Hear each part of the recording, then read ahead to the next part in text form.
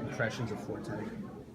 He's an exciting runner. I obviously knew him, met him a couple of times, and watched him in the league. We watch film, pretty regularly, and you see him, and you see the way that he runs, but then to see him actually doing it in person and watching him and seeing the way that he goes about, making his reads and the burst that he has, I'm pretty excited about blocking for him. Did he bring a different dimension than maybe you guys have had? I mean, everyone's different, so I think he brings a different skill set that hopefully we can utilize and do some good things on the ground this year. How's Brian looking? Brad's coming along. His beard's looking great. I don't know if you've noticed. It's coming around fuller, although I think he's starting to trim it, so I got to talk to him about that. But he's doing well. It's kind of a catch-22 to develop the depth behind you guys as starters on the offensive line, because you all play during the season. But I guess what's the best way for you guys to go about that for the younger guys? Dakota got the refs, last.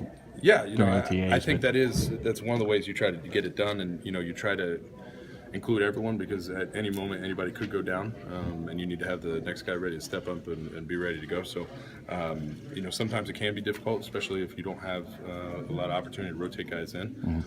But this spring, we've had enough guys who are healthy that we are able to move guys around and rotate. Guys have been playing a bunch of different positions, which I think also helps, not only to give guys experience of saying, hey, I'm not just a right guard, but I can play left guard too. I can maybe play right tackle. And it also gives you a better experience to say, hey, I know as a right guard, different things are going on, but maybe as a right tackle, I don't really appreciate what he's doing out there. And you get to have that experience of being a right tackle and say, all right, maybe I should help him a little bit more on this type of block. So having those type of things come around in spring, when we're all just in shorts, I think it's could be a good help for us. But because you're in shorts and there isn't contact, at least not anything close to the degree there will be, when training camp in the season, how do those guys work on, what is it most that they're working on, what they have to learn? Well, I think the big side of it is the mental and the footwork right now. If you're not able to have the mental down pat when the pads come on, you're not going to be able to do both. You can really only focus on one. So if you have to focus on the mental side and try to focus on hitting somebody, you're not going to do either very well. So if we can get the mental side done, get that taken care of in the spring, have everyone on the same page, everyone ready to go, then when it comes time to hit, we can go full go and hit.